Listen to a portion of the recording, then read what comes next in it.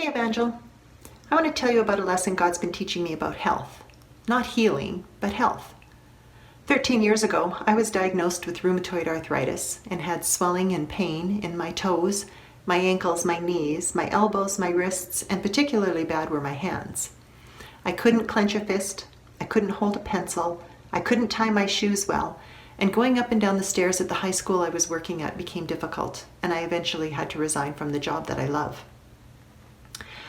I was put on medication, and after a couple of years of being on medication and thinking that this is just how life was going to be, I was going to be in pain and on medication, I started doing some research on the drugs that I was taking and decided this is not how it's going to be. I was not going to live my life in pain and on medication.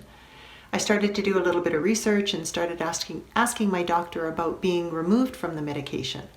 I had responded well and my symptoms were under control, and he was afraid that if I stopped the medication, I would cause my body to go into a flare-up, which would then require different medication, even stronger than what I was taking.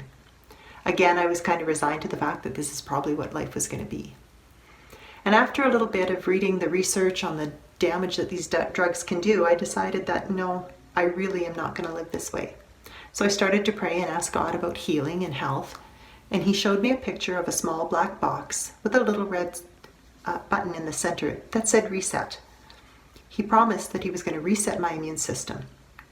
I was so excited because I thought this was going to mean an instant healing from the pain in my feet and the pain in my hands and the medication that I was on, and I was going to be free from rheumatoid arthritis. That's not exactly how it went. Instead, when I would push back on God about healing, he would push back on me and ask me what I was willing to do. Was I willing to do anything for myself? Was I willing to make changes?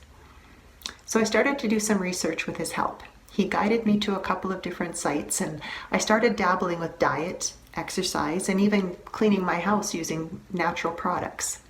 When I was researching the diet part of it, I stumbled on a diet that I had never heard of before. I had tried vegetarian, I had tried gluten-free, and didn't really see any success with both of those.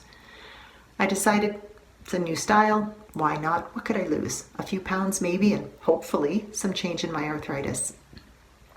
After 3 months of eating this certain way, I went back to my rheumatologist, and he was shocked at what he saw when he looked at my blood results.